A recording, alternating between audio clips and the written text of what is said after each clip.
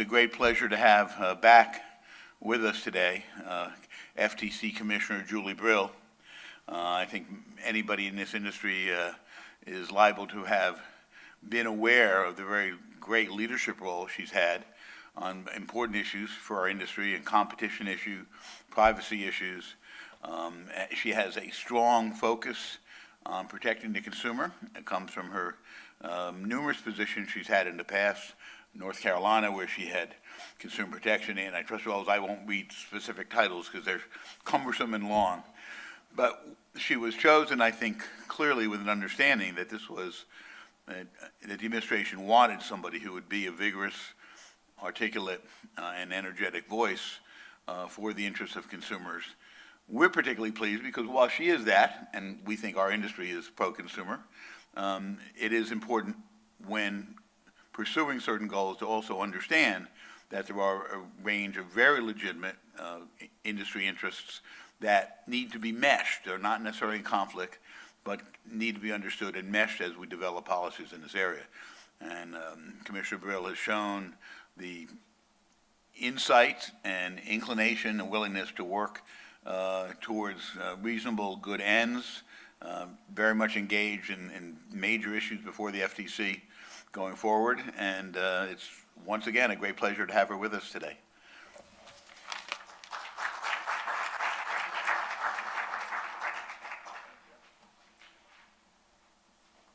So it is wonderful to be here. Oh, I'm going to just put this on the floor, don't mind me. It's wonderful to be here again. I think I was here 2 years ago. And I just passed my 4th anniversary of being a commissioner. Yay! It's amazing how time flies, seriously. And you know, to do that, what I wanted to do was look back and take a look at my votes. You know, just to sort of reflect and see like how I've been doing vis-a-vis the rest of the commission. And it's amazing, first of all, how many votes we actually take. So this was just on cases, substantive matters, right? Not on, there's a lot of administrative stuff, budget stuff and whatnot.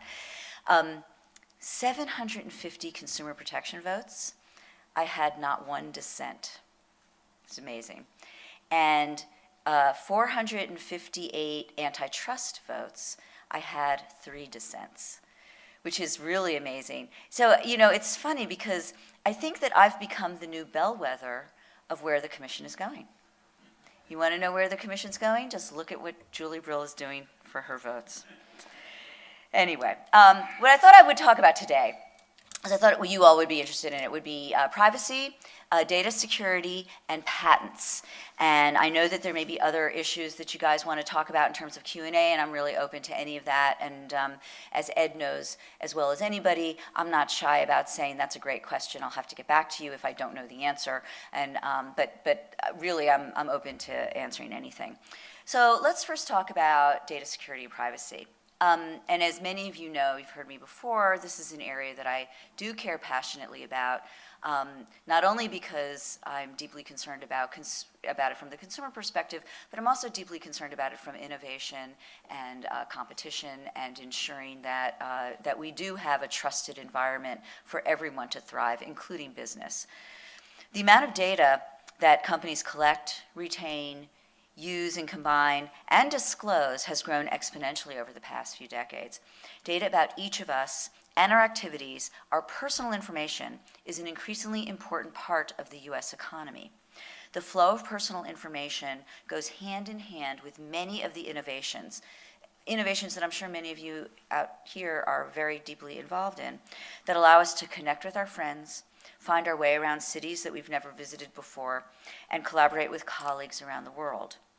Privacy and data security protections are essential to maintaining consumers' confidence in this expanding and innovative digital economy. Privacy has also become an inescapable subject of dialogue with our international trade partners. As technology has evolved, companies have become much more sophisticated about collecting, analyzing, and using data about consumers. Big data, the massive and growing amount of personal information available to companies, fuels this analysis. These developments can give rise to enormous benefits for consumers, companies, and society at large. They also can give rise to privacy harms that can be concrete or can be intangible and harder to quantify, but nonetheless real. Big data analytics allows companies to sort and segment consumers according to sensitive characteristics like health conditions, financial status, religion, and sexual orientation, sometimes based on innocuous data that allows the companies to draw inferences about these consumers. Security breaches involving such sensitive information can be devastating to consumers. In addition, consumers believe they are exposed and vulnerable in an environment in which they are tracked and their information is collected and used for purposes outside the context of their online transactions. In some cases, consumers avoid companies that they do not believe they can trust with their personal information, and there have been studies that have demonstrated that. But in many cases, consumers do not really know what these non-consumer-facing companies do with their data, what choices consumers may have about this data use, and what protections are in place for consumers' privacy interests. In our policy work, the FTC has developed best practices and recommendations regarding how companies can be transparent about their practices and help consumers make meaningful choices about the use of their personal data. Working towards these goals helps to ensure that consumers have confidence in the dynamic and ever-changing marketplace for personal information. In addition, we hope to issue our report about the collection and use of practices of 9 data brokers, companies that collect online and offline information and create or can create rich profiles about consumers, to help provide a deeper understanding about the practices of some of these companies. Turning to our enforcement work in the privacy and data security case, the bulk of our enforcement cases, as you know, we enforce the Children's Online Privacy Protection Act, FCRA, GLB. We enforce a number of sector-specific laws. But the bulk of our enforcement work, brought under the past decade, both under Republican and Democratic leadership, has challenged deceptive and unfair data security and privacy practices under Section 5 of the FTC Act. In that time, the past decade, we have brought more than 50 cases against companies that we believe failed to reasonably secure consumers' information, and more than 40 cases relating to the privacy of consumer data. Now, some of these cases involve household names. As you know, we've had cases involving Google and Facebook, MySpace, and Twitter. But we have also brought many, many cases against less well-known companies, alleging that they spammed consumers, violated commitments that they made in their privacy policies, installed spyware on consumers' computers, and otherwise crossed the line of deception or unfairness in their data collection and use practices. Now, with respect to data security, the FTC uses its Section 5 Unfairness and Deception Authority to ensure that companies provide reasonable security for personal information. We're all too familiar with the potential harm that comes from financial information falling in the wrong hands. The FTC has alleged in numerous actions that companies violated Section 5 by failing to reasonably protect consumers' financial information. We all received a vivid reminder about the importance of the FTC's data security work during the height of the holiday shopping season, when Target acknowledged that 40 million consumers' credit card and debit card information, as well as the contact information about some 70 million consumers, had been stolen. The movement toward innovative other forms of payment from mobile devices may create new challenges to securing financial information, and the FTC is watching these issues in the mobile payment space very closely. From my perspective, there is no data privacy without data security. Inadequate data security can expose information that consumers never meant to put on public display. Security lapses can leave our children exposed in alarming ways. Sorry, I don't know why I couldn't say that. And inadequate security in one link can weaken the security in the whole chain of software and hardware in our devices and apps, as was demonstrated in our allegations involving HTC. The technologies that consumers use to shop, chat, and work online are undoubtedly complex and rapidly changing. However, we also know that it is more effective for companies like those that you all represent to protect consumer information through reasonable policies and procedures that span the entire product lifecycle, rather than waiting until after a breach. As more and more devices become networked, with a greater volume and variety of personal information flows, the cost of security failures only stand to increase. On Monday, just 2 days ago, the federal district court that is hearing the Commission's case against Wyndham affirmed the Commission's use of its unfairness authority to take action against companies that fail to provide reasonable and appropriate safeguards for customers' or consumers' data. While I applaud this decision and expect that the Commission will continue to use its unfairness authority in data security cases appropriately, I also believe that federal data security legislation is needed. Now let me turn very briefly to some emerging privacy issues that the FTC is currently working on. In November, this past November, we held a workshop on the Internet of Things to explore data security and privacy issues related to the world of connected devices. I attended the Consumer Electronics Show in January. I saw Ed there. I think maybe I saw some of the others of you there, where I saw firsthand the incredible growth in the connected devices sector, including smart cars, smart clothing, and wearable accessories, and smart appliances, and more. I expect that in the coming months, the FTC staff will issue a report on some of the privacy and security issues that arise with respect to connected devices. Also in the past 2 months, the FTC held seminars on two other cutting-edge issues, mobile tracking in retail and other businesses, and alternative scoring products that use predictive scoring to determine consumers' access to products and offers. And on May 9th, in a few weeks, we'll hold a third seminar on consumer-generated health information provided to entities that are not covered by HIPAA, including health information from wearable devices. Okay, let me shift gears and spend a few minutes discussing patent reform. In just the last 2 years, lawsuits brought by PAE's patent assertion entities have tripled, rising from 29% of all infringement suits to about 62%. Some evidence suggests that PAEs may have threatened over 100,000 companies with patent infringement in 2012 alone. Supporters of the PAE business model say that it facilitates the transfer of patent rights, rewards innovators, and funds ongoing research and development efforts. Critics say the PAE business model can sometimes amount to a tax on product development with adverse effects on competition and innovation that ultimately hurts consumers as well as industry. Over the past decade, the FTC has closely examined the intersection of patent and antitrust laws. Our extensive work has included numerous workshops and hearings with input from a wide spectrum of stakeholders, business representatives from large and small firms, the independent inventor community, leading patent and antitrust organizations and practitioners, consumer groups, scholars, and more.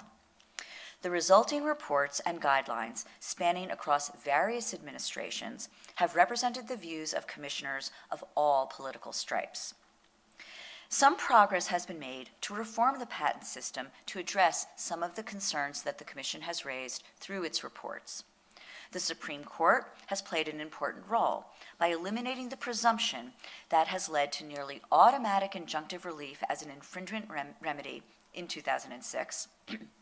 That was the Supreme Court decision in 2006, and by refining the standards for patent obviousness the following year. Congress's 2011 patent reform bill, known as the America Invents Act, was another significant reform effort. It adopted several of our policy recommendations, most notably incorporating a new post-grant review process that will provide a less expensive means, short of litigation, to allow third parties to challenge trivial or overbroad patents. But I believe there is more that can and should be done. Congress is currently considering several legislative proposals aimed at addressing other perceived flaws in the patent and litigation system that PAEs may be exploiting. Bless you.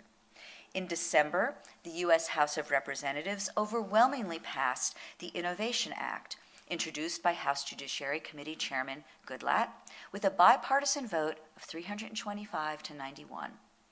And the Senate Judiciary Committee is poised to consider legislation sponsored by Chairman Leahy and Senator Lee. The federal bills are aimed, as I understand them, at PAEs who assert weak or vague patents and are designed to make it difficult for PAEs to use the threat of costly patent litigation to secure unjustifiable settlements. Now, in addition to these comprehensive bills, Senator McCaskill has introduced legislation addressing patent demand letters. And just yesterday, House Energy and Commerce Subcommittee Chairman Terry held a hearing on patent demand letters and indicated he is drafting new legislation to address this issue. Of course, there are many more complex issues associated with PAEs that are worthy of study. PAEs argue that they serve, as I mentioned, a vital role in the patent system, whether by compensating inventors who may not otherwise have the resources to enforce their patents, or by reducing the investment risks associated with early-stage technologies by acting as a ready buyer for the patents of failed startups. In October of last year, the FTC began the process of studying these more complex issues in depth. Our 6B study, that's named after the statutory provision that gives us the authority to undertake this study, will gather qualitative and quantitative information on PAE acquisition, litigation, assertion, and licensing practices. In particular, we will examine how PAE patent assertion behavior may differ from other patent owners in the wireless industry. We hope the eventual report that we issue, based on our 6B study, will provide a fuller and more accurate picture of PAE activity, which we can then share with Congress, other government agencies, academics, industry, and groups like this. We anticipate that, as in the past, our study, once it is done, will be put to good use by Congress and others who examine closely the activities of PAEs. Notably, 42 state attorneys general and the Department of Justice Antitrust Division have expressed strong support for our PAE study. But I believe that Congress need not wait for the FTC's 6B study before acting on patent bills currently under consideration. Further reforms to the patent litigation system are clearly warranted now. With regard to the legislation under consideration, various provisions in the bills may help to discourage frivolous lawsuits and improve patent quality, actions the FTC has long encouraged. I believe Congress should act as soon as possible to implement those proposed reforms that will further these goals. And if, after our 6B PAE study is completed, if it appears that additional reforms are warranted, Congress can consider further action at that time. Similarly, the FTC study should present no barrier to appropriate law enforcement action. If the law enforcement agencies, the FTC and DOJ, as well as the states, uncover PAE activity that is in violation of current law, I believe they should act expeditiously to take whatever enforcement actions are warranted to stop inappropriate and potentially illegal PAE activity. As our past work and our planned initiatives for the coming years show, we at the FTC have a strong record of identifying emerging issues, collecting input from all stakeholders representing a wide variety of perspectives, and proceeding carefully to develop recommendations for policymakers and best practices for industry and consumers. I look forward to discussing these issues with all of you today, and with you and your colleagues in industry, civil society, and academia and consumer groups in the coming months. Thanks very much. And I'm happy to take questions, so thank you. Thank you very much. I have about 18 questions here, so I'll Excellent. be quiet for a second, though, and let some others start it off. Yeah. Hi, my name's James. I was particularly interested in the series of examples you gave of FTC enforcement on privacy data protection issues. And as you may be able to tell from my accent, I'm not American, and I'm in fact based in Brussels, where, as you well know, because I've heard you speak there, there have been plenty of controversies about data protection, whether in relation to European companies, but also in relation to American companies and the safe harbor system. Sure. And that is an environment in which I think maybe getting the message across can be challenging. But I very much welcome, in light of what you went on to say about having an evidence-based approach to policy, that there is a strong story to tell, and clearly the enforcement actions of the FCC show that there is very strong and rigorous enforcement. And I wondered if you could briefly talk about how you see the two regimes comparing, in particular the adequacy or not of enforcement in the European Union context, because I think this is something that is often neglected. The FTC seems, to my understanding, to be a much more rigorous enforcer of the legislation or promises or pledges which are in place than many European authorities. But when you have much more familiarity with what is the actual case in terms of how rigorous people are, I wonder if you could just compare the two briefly. So that's a great question, and I always love when my friends from Europe come and talk about privacy. I feel like it just raises the whole level of the conversation as opposed to talking about privacy, privacy. So I spend a lot of time, as you may know, speaking with my European colleagues about the way in which the FTC has become a vigorous privacy enforcer, just as you say, and talking about the safe harbor and our effectiveness in enforcing that, and also talking about the importance, from my perspective, of maintaining the safe harbor. I've been a very strong advocate of all of that and have spoken quite forcefully in Europe about that, both publicly and then in private conversations. I do think, the way the Europeans sometimes describe it is they wish that they could couple their regulatory regime with the FTC's enforcement prowess.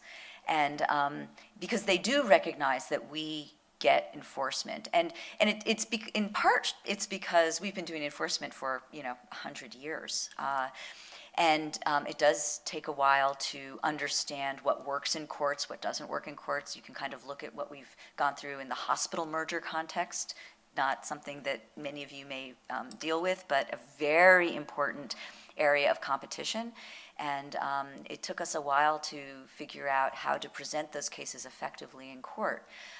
Similarly, I think, privacy cases, there are some that are very easy for courts to understand. Data security, we just had a great decision. Or other types of breaches, I think generally speaking, the courts understand. But privacy cases are a little bit different. And to try to explain carefully the harm, which we have to do under if we're using our unfairness jurisdiction, we have a harm-based test. In order to meet that standard for unfairness, it takes a while to understand how to communicate to judges what's really happening first, and also how to convey what's happening technologically, to the judge, and then also fitting it within your regime. My sense of the proposed reg, including the one-stop shop provision and the penalty provision and others, is that it's designed to improve the enforcement capabilities of the DPAs in Europe. And I think that's been an effort that has been both explicit and implicit in the provisions. I'm not sure how much of those will survive the final step of the review, which, as you know, is the Council. I had some long conversations last week out in California with Rainer Stenzel, who's from Germany and is leading the Council's review of the reg. A very interesting person. He comes from the Interior Ministry over in Germany.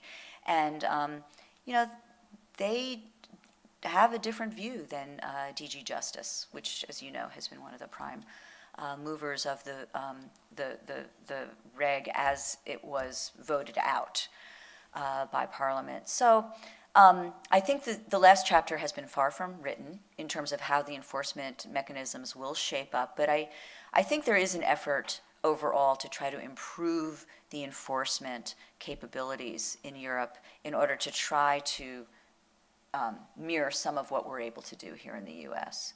But I don't know, what do you think? Am I allowed to ask questions back? I'm curious. What do you think? I think you're probably right, but I don't have the same depth of expertise and experience of the number of across different cases. Right. I also suspect that in Europe the capability differs by country. So yes. Some will have sophisticated enforcement, whether on privacy or anything else, and some nil. They will be doing effectively nothing. They will have administrative processes, but nothing in the way of enforcement. I think that is an accurate observation. I just visited the CNIL, the French DPA, a couple of weeks ago. I was deeply impressed with them. Their capabilities are quite strong. They have a technology, I'm sorry, I forget what they call it, a technology sort of lab. They have a different name for it, where they actually have drones on site that they're playing with and doing experiments with, and they're doing research on these new technologies. So I completely share your impression, which is that the both technological and resources that the different DPAs have to deal with some of these cases does vary a great deal. Yeah, we'll go around. So you talked about all the work that the FTC has done in the patent area. Yes. And how patents can be used in an anti-competitive way. Is the FTC doing similar kinds of efforts or looking into how copyright can be used in an anti-competitive way? I mean, this morning, for example, Congresswoman Lofgren was talking about how the whole cell phone unlocking controversy and how that the DMCA can be used to prevent competition and there's a lot of companies are putting restrictions on the transfer of of software embedded in products like this, and that can have an anti-competitive effect. Is this something that the FTC is looking at too? I can't talk one way or another about like investigations that haven't been disclosed, but and I'm not saying that there are investigations. Please understand that. But it's a really interesting issue, the self-unlocking and unlocking in the Digital Copyright Millennia Act or whatever. And my understanding is the FCC has taken some efforts in this area to propose voluntary guidelines. I believe it's a very important issue. Being able to get rid of those barriers and allowing for greater competition, I think, will be deeply important to American consumers and to innovation for other companies. How it plays out and whether it becomes an administrative process, a legislative process, or an investigatory process, I think, is yet to be seen. Sorry for being so vague, but it's a very important issue. It wasn't going to be my next question, but let me follow up. Oh, I'm sorry. Yes. Copyright trolls are a growing phenomenon. So the experience you gain in the patent troll area presumably can play over and be some use there. That's interesting. That's definitely an expanding field. So let me take this opportunity to invite all of you, if you feel that you are being victimized in a way that we might be able to do something about, please let us know. I mean, I've never heard the term copyright trolls before 2 minutes. How long has it been? 30 seconds?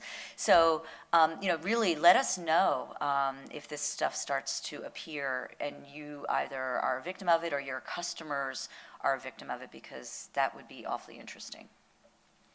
So someone over here, yeah, you had a question, and then I'll go. Sure. Thank you so much for coming and talking to us today. Sure.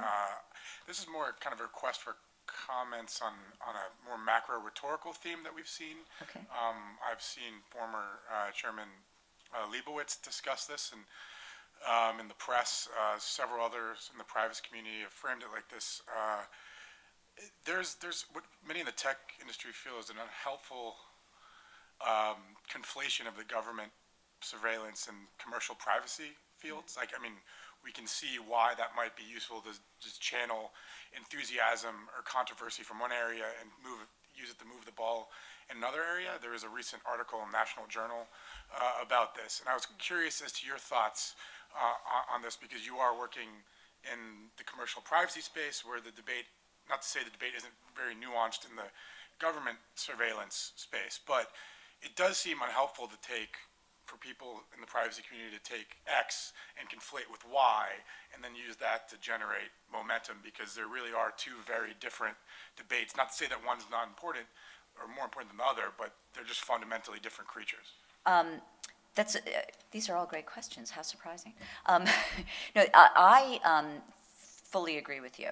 And I do believe the Snowden revelations and the follow-on, discovery about some of the activity that was going on in terms of surveillance has been a very important moment in privacy writ large, in that it brought to the public's attention issues that I don't think many people had been thinking about. I'd been thinking about it. A few of us have been thinking about it, but not many others. And so I think it presented an important moment to highlight issues. But that's about where the crossover ends. And I have been very clear in my speeches, and particularly in my conversations over in Europe, and which I'll get to in a minute, that what's happening on the government side and what's happening on the commercial side are really very separate.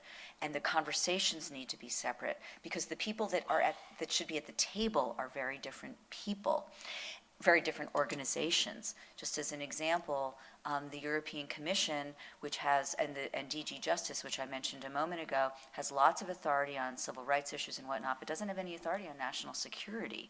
So I kept urging them to make sure that that all happens at the member state level in Europe. That is, Germany, the country level.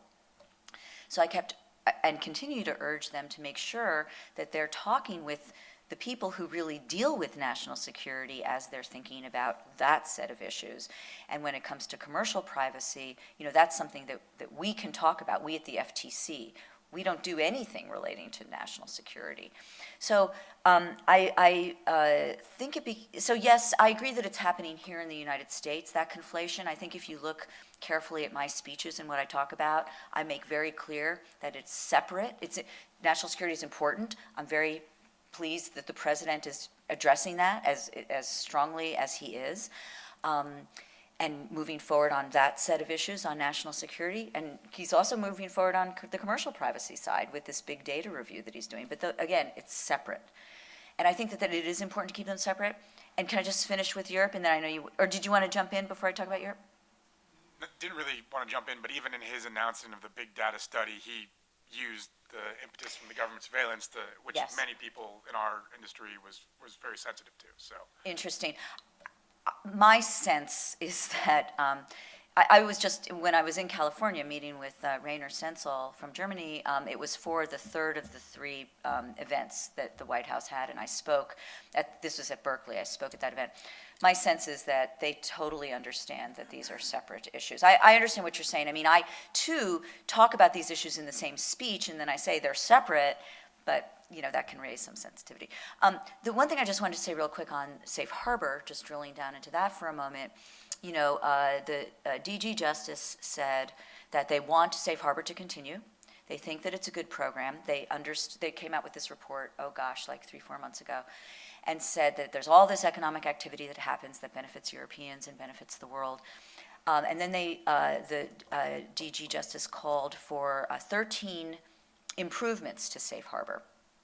10 of them related to truly Safe Harbor stuff, like the stuff that we and the Commerce Department deal with. 3 were national security issues.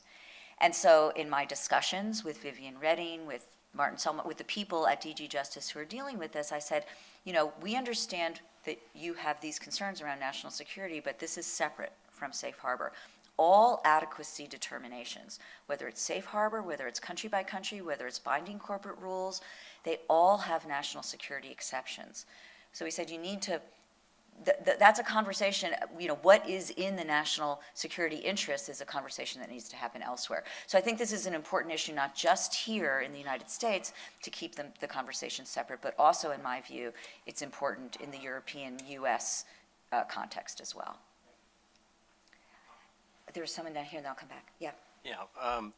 Question I have, and this, you can contextually kind of take it wherever you want, but thinking about mergers, and a question we have, or just kind of thinking about, is if you have a merger that increases competition in a larger sense, or is advantageous to consumers in the larger market, but maybe is not as good in some smaller markets. The question is, how do you guys think about it? Do you immediately say no way, or do you have factors you look at that you consider?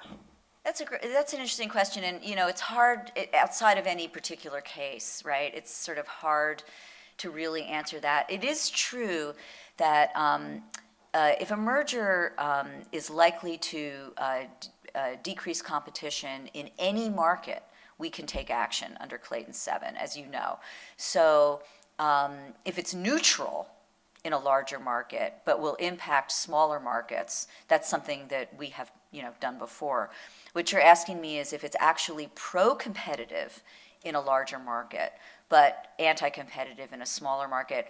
I think what we would have to do is just weigh that out and try to figure out where that balance. And it would really depend too on what the different types of anti-competitive harm would be in the different markets. It might be the case where the smaller market problem could be fixed through divestitures or whatnot and still retain the benefits that are happening in the larger market. But I'm answering this all very hypothetically. It really depends on the context. Understood. Yeah. Does that make sense to you, though? It does, and I think, we just want to know what kind of factors you weigh, what you think about. The best thing I can say to you is it's going to depend. And I think some of the factors will be the amount of harm in each and how well they can be weighed and quantified, among others. I don't know, what do you think? It's a hard question. I can't say much more, no. Okay, that's fine. That's fine. We'll talk I think offline. It's a top-level question. It's not meant I to understand. be yeah. Okay, thanks. Let me just jump in with Sure. one more. FCC does a lot of agreements, a lot of consent agreements, Yes. a lot of rulings on mergers, et cetera.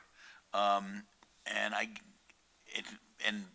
the basis for my question, while partly derives more from what other agencies have done, say the FCC, who also has a lot of conditions, but there's been a fair amount of research and criticism of a lot of decisions, particularly in the FCC world, where conditions are imposed on a merger and they don't get followed up on, and people break them, violate them, and it's kind of the cost of doing business, and you just delay enforcement effort until it's irrelevant. The competitive harm is done, no way to really remedy it. And I guess the question is, has the FTC for itself gone back and looked at its historical record to see just how well various conditions that may have been imposed in different settings have been adhered to? And has there been enforcement efforts? Were they effective, timely, et cetera? So, let me be clear that the criticism you were talking about was the FCC, right? Okay, just to be clear. That's where a lot of it's coming from. Okay, right. So I'm not going to. I'm not even aware of all that criticism, and I'm not going to comment on my sister agency and what they do. I will tell you that when we enter into a merger agreement that has conditions, a consent decree or order that has conditions for divestiture or other requirements, we follow up very carefully. We have an entire enforcement division within our Bureau of Competition that monitors consent decrees. And they're great. They've been at it for a really long time, and they do a really good job. So if it comes to pass that any of you feel that there's a player out there that may be violating a consent order, you should let us know. And you can either let me know, or you can say, hey, I've got something I need to talk to your compliance division about, and I'll get you in touch with them. Because we do strong follow-up enforcement. On your question about your second question about merger reviews, we do that too. Now, merger reviews are very resource intensive. They're great. You can get great understanding of okay, we did this whole thing in this merger, and what happened to the market? Did it work or didn't it work?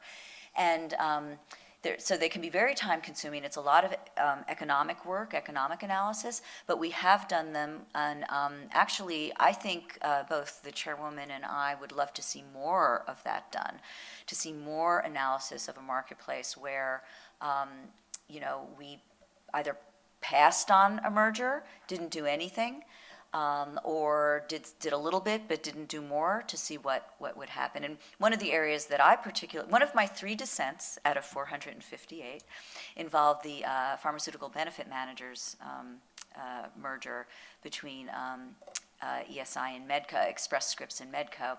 And in my dissent, I called for us to do an analysis of passing on that merger in the PBM market and what has been the effect on healthcare costs.